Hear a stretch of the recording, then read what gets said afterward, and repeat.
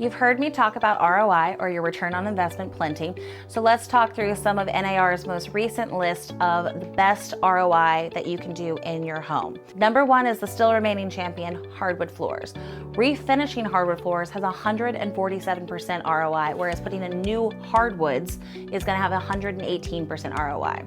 Shockingly, the number two is an insulation upgrade at 100%. This is partially because you also get a return while living in the property, and that's because your energy efficiency is going to improve dramatically.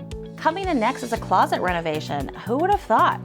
At 83%, I will tell you that this ROI really does strike me, because I tell all of my clients a closet system goes such a long way, and the numbers don't lie. Next would be a basement conversion or finishing out a basement at 86%. And this is really because you're adding extra living space and usable living space to the home.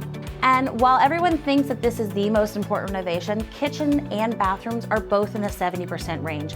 And that is because you have to think about, you are doing these renovations for yourself. You're not doing these for other people. But kitchens and bathrooms will always help you sell a home faster, which is very important.